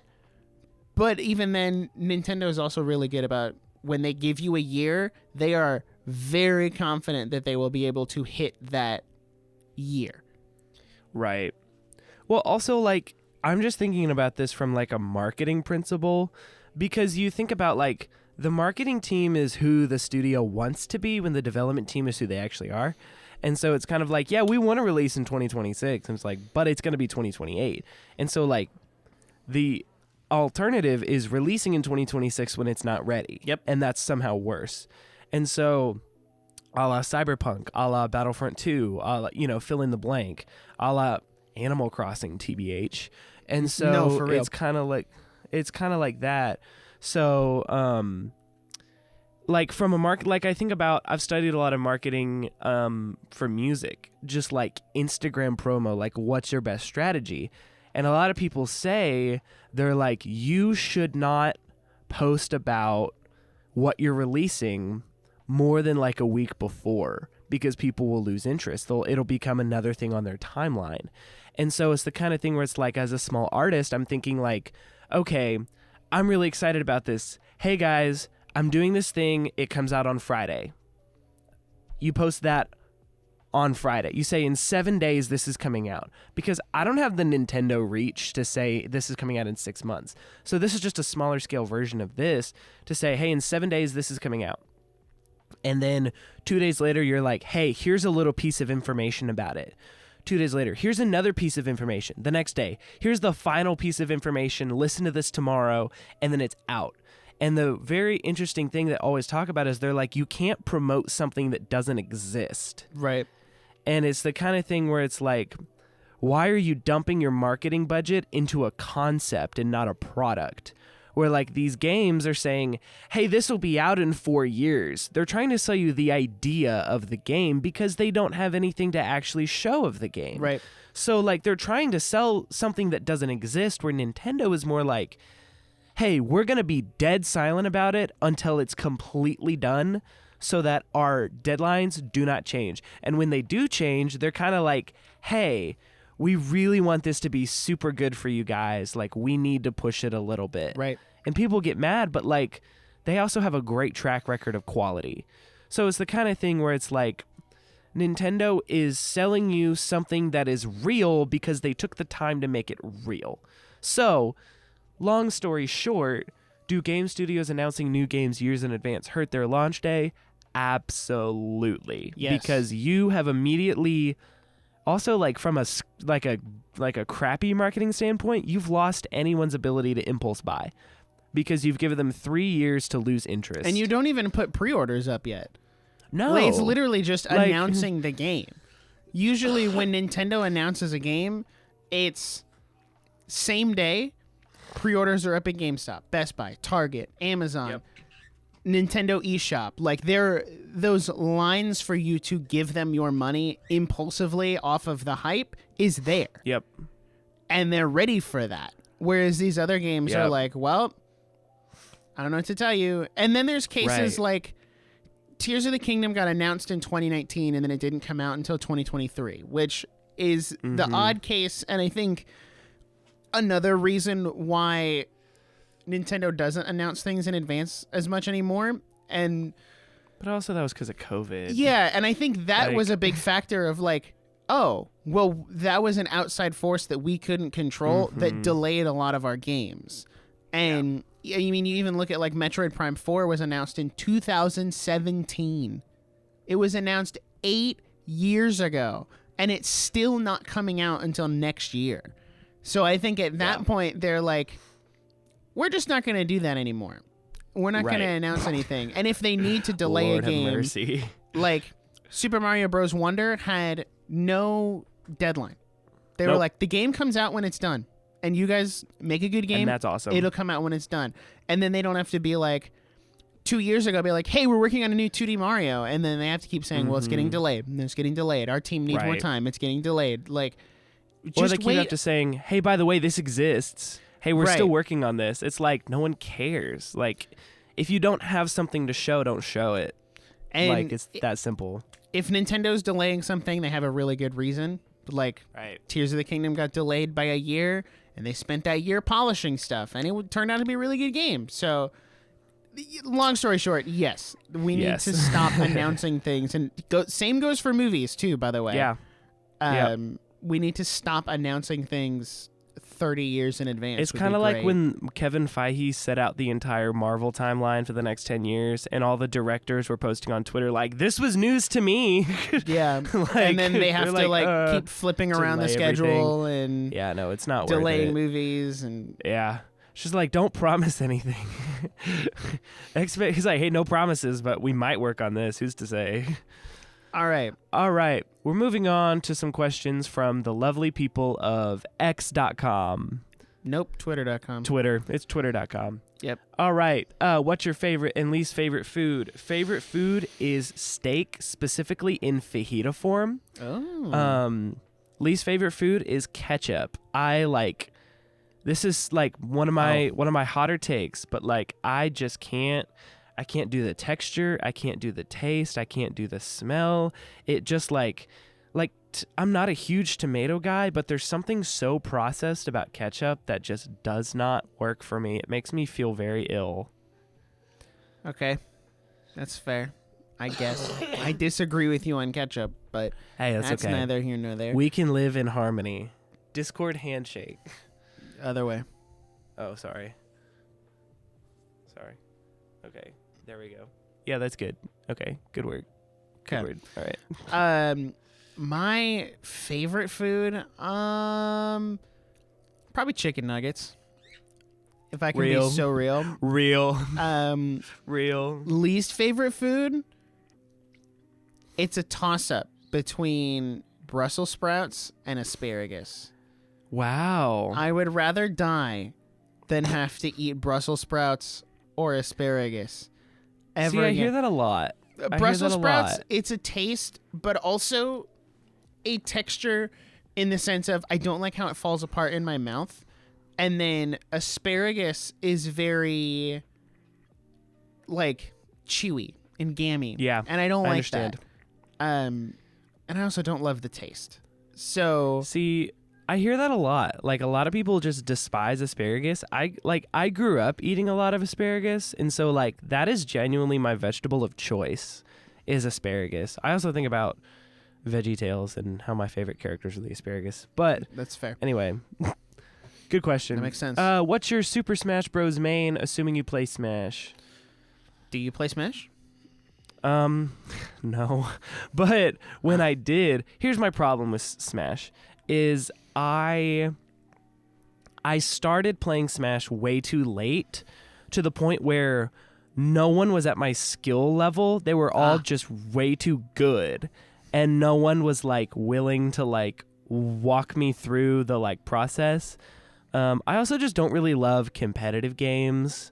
Like if I'm playing a game that's like competitive, like Fortnite, like I want to be on a team with you. Like I don't want to play against my friends. And so like, but when I did play, I think I played Bowser all the time because I thought like his butt smash thing was really good. But I also really liked the Mii boxer. He was cool. I had a Mii boxer named Logan Paul, and he was kind of goated. That's fair. My main alternates between Steve, Pyramithra, and Young Link. It just kind of depends on the day, because like 2 of those are DLC. So if I'm playing on someone's Switch who doesn't have the DLC, I'll switch to Young Link or Zelda. I'm pretty good with Zelda. Yeah. I'm also trying to learn Shulk because I like Xenoblade. So I'm trying to learn Shulk so I have another base game main that I can use. So it's hard to learn Smash because most of the people I play with are outside of my skill level vertically. Yeah. So they're better than me. So it's very hard to learn when you're getting mollywopped across the stage. Yeah. But, you know. Wombo combo! And it's just kind of like, I don't know. I also like knew some people that got like so into it and it's turned into like a screaming match. And I was just like, this isn't what like the people that I've met that are really into Smash are not the people I want to play games with. So that's part of the reason I wasn't super into it. But I do think it's a fun game to like play with like my family because we're chill about it. Moving on, a lot of video game questions. I actually really appreciate that because we haven't gotten to talk about games in a long time. What was the first video game that made you fall in love with them? New Super Mario Bros. Wii. That's a goated choice. Remember playing that with my uncle a lot, which he wasn't my uncle yet. He was just my aunt's boyfriend. And I thought he was cool because he would come over and let me play on his Wii. That is goated step uncle behavior. And I don't know. We just had a lot of fun, and like that game has such a special place in my heart, and like triggers this special nostalgia in my brain. And when I played that was when I was like, oh, I want to play more video games, and that got me hooked on like I got a 3DS and then an Xbox eventually, and now we're here with a Switch and a PlayStation and all that. So that was mine. That's a goated choice. I think I also got me hooked on video games. Made me fall in love. I think like Minecraft was probably like the most influential just because it was like the most creative I had ever been like at the time. And it like sparked this creativity in me. But I think like, shoot, dude. Oh, I'm really torn between like New Super Mario World because I had the NES port on the Wii and I like played the mess out of that game because I thought it was like so retro, which is kind of embarrassing now. But like that is genuinely one of my favorite games of all time, and sometimes I just go back and play it because it's so fun. So like New Super Mario World and like Lego Star Wars: The Complete Saga and like Webkins were just like goated in my mind. That was kind of like what and Mario Kart Wii like those were all the games that like my dad played with us, and so like I thought it was so cool that like he would come home from work and then we'd all eat dinner and then like we'd all eat super fast so we could go play a couple races before bed, and it was like just like genuinely like as an adult I think about that and I'm like, man, I may never achieve true peace again, because like playing Mario Kart after dinner and like staying up a little past your bedtime on a Friday night is just like, get out of here. Get out of here. All right. This isn't really a question I can answer, but I'll pose it to you. What is your favorite manga? Ooh. My Hero Academia. Easy. I will go ahead and answer. I had an Action Bible as a kid. That's so fair. And that is my favorite manga. I'll give it to you. You said My Hero? Yeah. Okay, good word. Good word. Sticking with Next the OG. one. Best anime magic system. Oh, that's so hard. What to, counts like- as a magic system? Like, is My Hero a magic system? Magic system is like whatever the, like, yeah, like the quirks in My Yeah. Hero. It's Okay. not necessarily like Harry Potter magic, but it's Right. like quirks in My Hero, breathing style in Demon Slayer. Right. I would argue, like, just from my narrow view, that like the breathing styles is probably the coolest visual animation I've ever seen. I don't want to say My Hero again, but okay, I won't say My Hero. It's not. I'll give 3. Gosh. Definitely breathing styles from Demon Slayer. I really like the quirks in My Hero, and then the stands from JoJo's Bizarre Adventure are really cool. All right, So that's a good word. I couldn't narrow it down to one. I did. I'm 3. gonna say VeggieTales, Lord of the Beans, and how they all have their own little abilities, and also the League of Incredible Vegetables. That's my answer. That's so fair. Have you seen the League of Incredible Vegetables? That I have. VeggieTales special. That is genuinely one of the most underrated modern VeggieTales. It is so good. Hey, you're not wrong. All right, top 3 wish list for Switch 2 games. Okay. Persona 3. No, I don't need Persona 3 because I have it on PlayStation. Mm-hmm. Final Fantasy 7 Remake. Okay.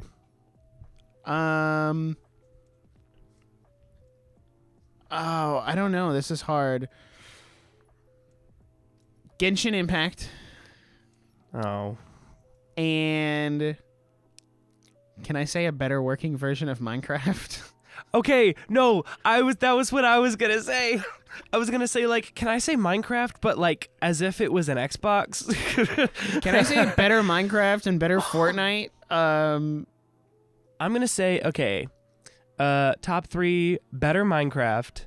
I'm gonna say, like, if we could do like a new Mario Kart, I would. Oh, yeah, I would. that's mess, real. I would mess with that. That's real. New Mario Kart. Okay, I really want them to go back to doing music like rhythm games, because Wii Music is one of their like most underrated games, and they like when the Switch released, they did like the Nintendo Labo thing that didn't really go anywhere because it was kind of stupid, because they were like, yeah, pay $100 for cardboard. Yep. So like that wasn't great, but like do another rhythm game where you can like play like popular songs similar to like a Just Dance, where like you could like set up a song list, but also like if you could create your own and just run it through some MIDI, like there's so much memeability for that. And so I think it's like we need a Mario Maker version of Wii Music. Yeah. And that's what I want. Okay, that's fair. Okay, this next one is like a little more serious that I'm still not really sure how to answer it.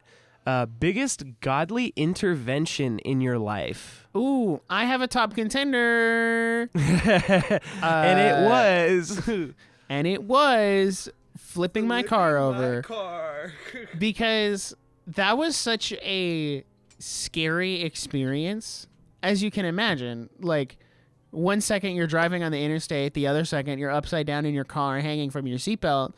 Right. And like, one, the fact that I was alive, because a lot of people get in similar or worse accidents and don't come out alive. So the fact that I was alive was one.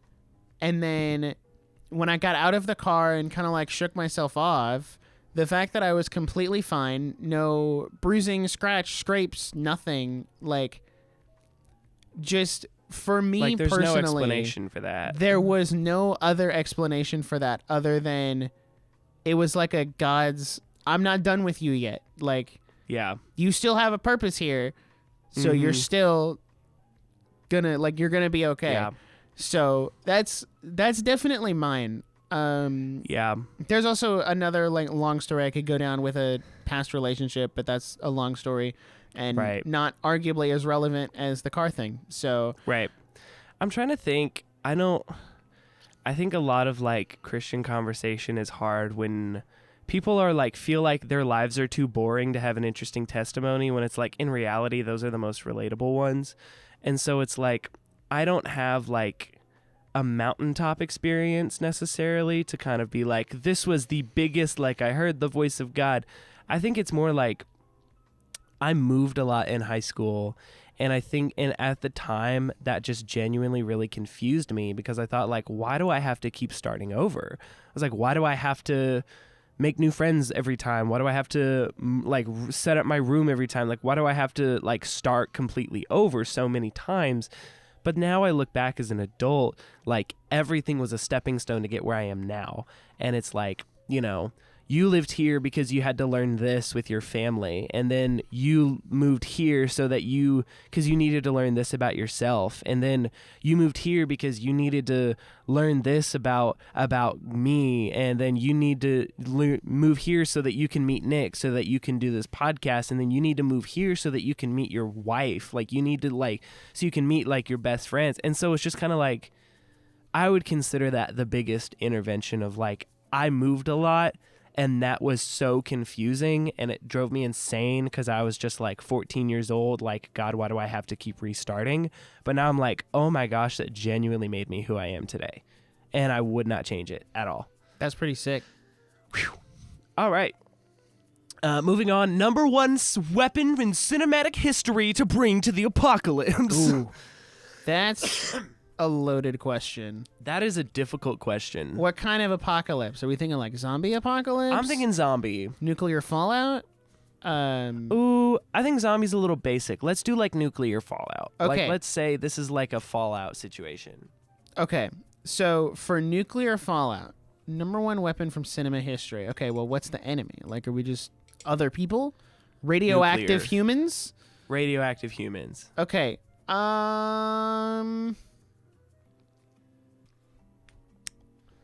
it may not be practical, but I think I gotta go basic and take a lightsaber. Because they never run out of battery. It's That's a very... good Well, actually, word. no, this is practical. No, the more I think about it. It can cut through pretty much anything, never runs out of battery, and can double as, like, a Doesn't tool need to ammo. cut things, but also a weapon to, like, kill people. So Right. the only downside is I do have to get relatively close to these radioactive humans Right. to kill them with the lightsaber. But Right. I should be okay. Not to be basic, but I also low-key want a lightsaber. Because I feel like that's the most practical you could go. I guess, like, maybe I would choose the ring from Lord of the Rings, if you consider that a weapon. Just because I want to disappear. But also, like, the Are you ring okay? wraiths. No, I'm just saying in this nuclear fallout, like, I'm just saying, if there's a nuclear fallout, you will not find me on the front lines. Like, I am running away. There is no, like, lightsaber scenario where I'm at the front. Like, no, like, I'm getting out of here. Like, that's not That's happening. so valid. Oh, dude, we could have taken an Iron Man suit. Ah, crap. Okay, I changed that. I Iron Man just suit. thought about that. I was like, oh, I didn't even think about Marvel. I was, like, running through, like, all of the fandoms, and I was like, Oh, but an Iron Man suit requires energy. It's not a renewable. that's true. power source like a Right. lightsaber. Maybe like a solar Iron Man suit, you know? He's got a giant solar panel rig on the back, and he's like, can't fly because I have the solar panel on. And then the sun explodes, and then the suit explodes because it's just too much solar. You know, it's just a whole thing. Yeah. Good question. Weirdest thing you've ever eaten? Ooh. I also have a recent answer. Okay. Mollusks. No, I'm sorry. Oysters. Oh, ew. Yeah, I went out with a couple of friends from church, and we went to like this higher end restaurant, and one of them got oysters, and I was like, oh, I've never had them before. Let me try it. And I tried it, and nope. Icky, ew. I can't do that. It's a like texture a thing. booger. Yeah, Ugh. it's like eating a chewy booger. No. I think in a similar vein, one time I had escargot, Ooh. which is like technically snails. But it was this one time in like early high school, we like somehow, I don't know why or how, we went on a Disney cruise, and Disney cruises are like all inclusive. So like you can order 3 appetizers if you want. It's all prepaid. So like I would like every meal I was like, let me try the fried brie, the escargot, and the pasta with a side of crab cake.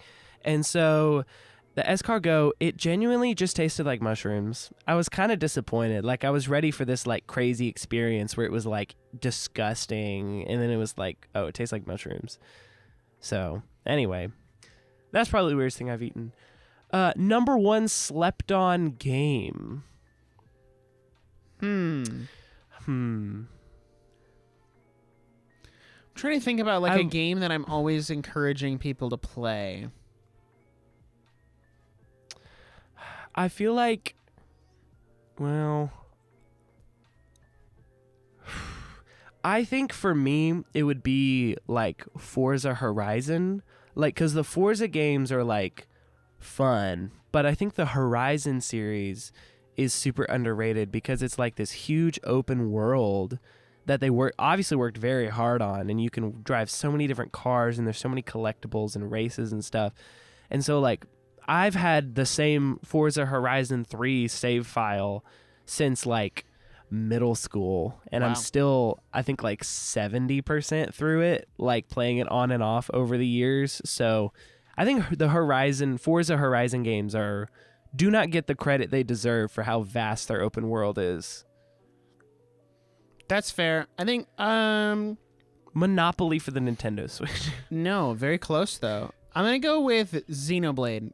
I feel like Xenoblade is a very underappreciated franchise, and a lot of people don't like the more open world RPGs, and I can understand that because they're definitely not for everyone. But I do think that at some point, even if you just watch like story cutscenes or watch a playthrough on YouTube, everyone should experience Xenoblade because it's some of the, I would argue, deepest and richest stories Nintendo has. And I think they're very fun. I'm looking very much forward to playing Xenoblade X on Switch next year. So yeah, that's my pick, Xenoblade. That's a good word. If you were an amiibo, what would scanning you unlock? This is genuinely my favorite question. Nothing good. I don't know. You might unlock a chronic addiction to anime. Maybe. That's gross. That's about it. I think you would get a lot of coffee, and you would get a long-winded rant about physical media. And can you imagine if you just like scanned an amiibo and then like you got like a Harry Potter-esque letter, and it's just like this Breath of the Wild item that you open and it just starts screaming at you. Like, it's like, why do you own this game digitally? If you think you... So, yeah, it'd be a lot of coffee. It would be a long-winded rant about physical media. I'm trying to think of like my staple like items. Yeah. It would be my Christmas water bottle. Is that a staple item? You've had that for like 2 months. I've had that for like 2 weeks. It's not a staple item. Get out of here. My living with the land shirt, because I go. like accidentally wear it in like every episode. There you go. Now we're getting somewhere. Now we're cooking. Gosh. Mine, I think, would be this hat. This this podcast hat, and like one of my hoodies, because I wear this same hoodie all the time. Yeah, that's what I got. You probably get a chocolate milkshake from mine. Just keeping it on brand. Yeah, that makes sense. That checks out. Yeah. All right. If you could have the power set of any fictional character, whose power would it be and why? This is another loaded question. This is another really difficult. Because, like, any fictional character. I don't want to pick teleportation again. I always pick teleportation, and it's getting boring. Dude, teleportation is the most goated ability, though. It is, but I always pick it. I would low-key choose John Wick because then I could decide what to do with it. You know? It's That's like, very fair.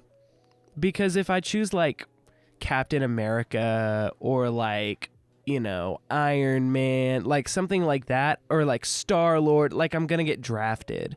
So like, if I'm get just him on like the front a lines. dude, if I'm just a dude that's like low-key good at fighting, then like no one has to know. But like if I needed it, I could use it. I think I'm gonna steal Deku's powers of like one for all, especially like later on in the series. You don't know, but like the way his power grows and evolves would be so useful for modern life. And it's another one that I could choose what to do with it and not get drafted. I would be very efficient at draft dodging. So, Oh my gosh. if I pick Howl from Howl's Moving Castle, does that include the castle? Is Do I that just part get of his to, like, power roll set? around like a pimp and just kind of like go around? Anyway, this is, I think, my second favorite question next to the Amiibo one is, how do you pull maidens? How do you pull maidens? Guys, all right, let me give you a crash course. Fun fact, girls know when you don't wear deodorant. Who is gonna tell me? Step one, any middle schoolers listening, Axe body spray is not shower in a can. Adults listening too, any Smash Bro players out there, Axe body spray is not shower in a can. You need personal hygiene, all right? Take a shower, brush your teeth, look nice. Like, I know you love your basketball shorts that go past your knees and your Lightning McQueen t-shirt. That's what I'm wearing right now. But here's the thing. You need to look presentable. You need to comb your hair, wash your hair. Wear your favorite shirt, please. I'm wearing my Lightning McQueen t-shirt. Nick's always wearing a Star Wars shirt. I'm always wearing a Disney shirt, you know? But, like, look nice. Yeah. And then, like, be intentional. Have a genuine conversation. Don't, like, be awkward. Don't be weird. Like, don't try to make everything a joke. Like, you know, just ask her questions. Like, Girls love talking about themselves. Girls love, not even in like, I think everyone loves talking about themselves. Like, not even in like a, Let me rephrase like that. a girl's way. Girls love talking about themselves, but what they love more is a guy who will listen and listen Yes. very intentionally. And you notice and pick up on small things that she thinks you wouldn't remember. And like, girls like that. Because yes, they like to talk about themselves, but what's the point of talking about yourself if the person isn't listening? They're just Right. Yep. Yeah, totally. But you have to actually like retain that information and listen, be later intentional, on be respond. like, oh, hey, I know you mentioned you're reading this book. How's that going? Or you're playing this game. Right. How's that going? Like, oh, you mentioned you wanted to go do this. Have you gone and done that yet? Let's like, go do this. Yeah. That And then kinda invite stuff. her to go do that. You know, oh, where do I meet girls? Go to church. All the best girls are at church. That's what so I'm, right. No one. This is what the society won't tell you. The best girls are at church. It's where they are. Anyway, yeah, that is a crash course on how to pull maidens. That's so fair. feel free to ask for more info if you need clarification on anything. Essentially, be an upstanding citizen, and girls just be an upstanding citizen that is a nice guy, that is intentional, that to talk and to listen to. Yeah. You know, it's not rocket science. It's hard. All right, that was a really good question. Other than My Hero, what is your favorite fight scene and why? That's another loaded question. I know the intention was to be like anime related, but my favorite fight scene in any movie is the overhead shot from John Wick 4 where he has the explosive shotgun. Ooh. I think is genuinely my favorite fight scene in any movie ever. That and the bowling ball scene from Violent Night. Okay, so if we're branching out of anime, I will stay animated, but I will say, which one is it? A personal favorite is the fight between Ahsoka and Darth Vader in Star Wars Rebels, because that Good has word. so much. It's so emotionally charged, Yeah, and it's that makes goated. sense. It's good. Okay, good word. Easy question: bears or wolves? Wolves. Bears, dude. No, No, bears. no. Wolves. Bears are awesome. You can't. All right. I like dogs, but like bears. But Like, wolves don't are you just wanna hug a cooler bear? dogs. Okay, but like bears. I also grew up like earlier. Like I said, like I loved going to the zoo growing up, and all the bears were always so active. And I was like, dude, bears are awesome. But dude, bears sleep for like half the year. Yeah, they're living the American dream. I wish I could be a bear. Wish I could sleep for half the year. I wish I lived there. Really? No. All right, 2 questions left. Worst anime you've ever seen? I know your answer. Sword Art Online. Any adaptation. Oh. Thumbs down. Vomit. For me, it's easily Domestic Girlfriend. I could tell you from that title that is definitely the worst one you've ever seen. Lord have mercy. No. We don't need to get into that. All right, guys. Final question. Interpret this question however you like. Where did you get the idea to do this? How are you interpreting this question? I don't know. I think the question is, where did you get the idea to do this podcast, like generally speaking? Yeah. Which, if you want that full story, again, the 100th episode, but we'll Has give you that the full story. quick version. The Cliff Notes, I think, is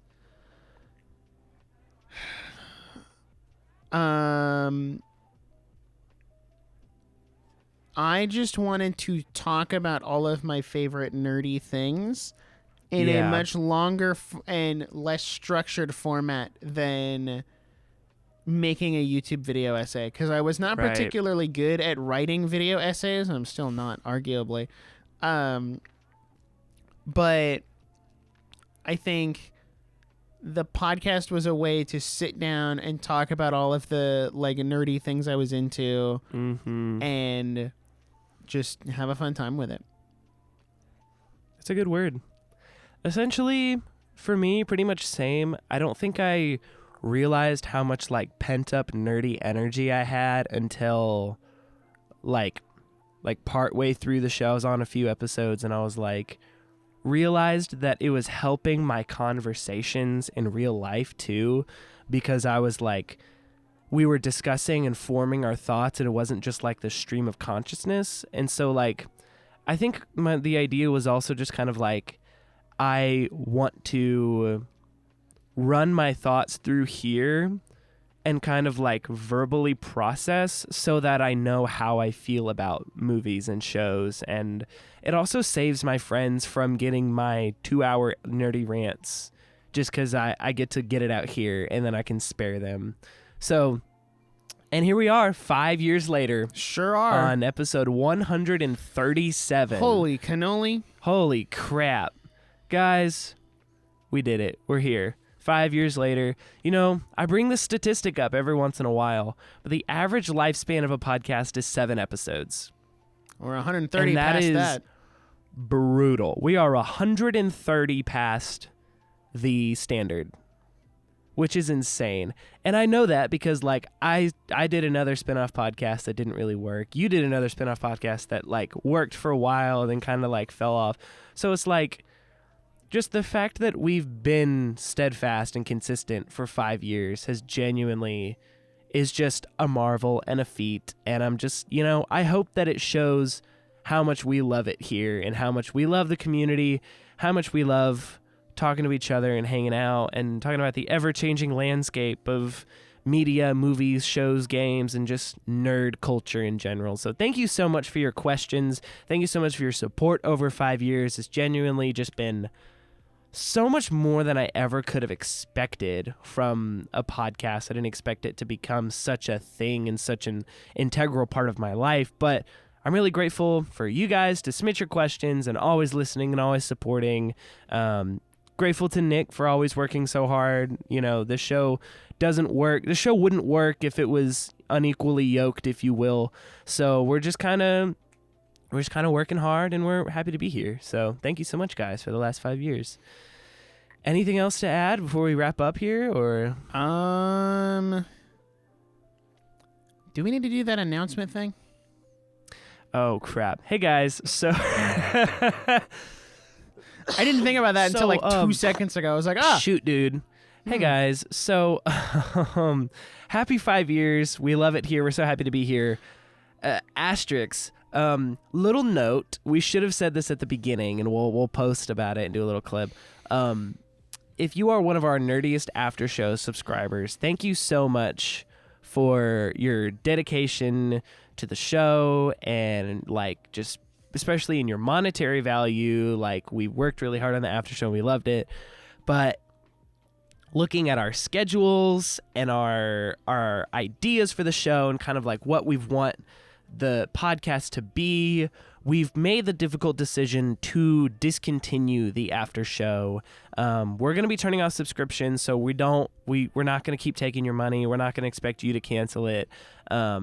We're going to discontinue it. What happens to those episodes is still TBD. We will be releasing them in some form because we think they're really good episodes and we want them out. So if you're not a Nerdiest After Show subscriber, maybe you'll be able to listen to those and you'll have this whole backlog of extra content. But it wasn't working out in the schedule, and, you know, we really appreciate your dedication to it. We thank you so much for being invested and wanting to listen, but we also just need to give you what you deserve, and we don't have the capacity right now to give you the high quality content that you deserve. And just like, so it's not you, it's me, and we're hopefully going to go back to it later. But just so you know, the Nerdiest After Show is like on a, what do they say? It's indefinitely delayed. Yeah. So we might loop back around to it in the future when we both have more free time. Right. And like Jackson said, what happens to those episodes is TBD. We're throwing around some ideas on the back end to figure out what to do with those episodes, because they are good episodes, and it would be great, especially if there's no, like, if you're turning subscriptions off, well, then those episodes are just locked behind an infinite paywall that will never be seen. Right. So it's like, okay, well, maybe that means, and, you know, maybe the second I cancel subscriptions, Spotify's like, oh, okay, and unchecks all of them and opens the floodgates. Right. But the downside is you kind of got to go scroll for them. Right. Because so we'll find some way for you to see it. So yeah, we'll figure it out. Maybe we'll re-upload. We'll go weekly for a while. Like, we'll see what happens. So yeah, it's all up in the air. Essentially, We'll post about it just in case you didn't make it to the end of this episode. But if you did make it to the end of this episode, thank you so much for listening. Thank you for submitting your questions. It's been such a journey.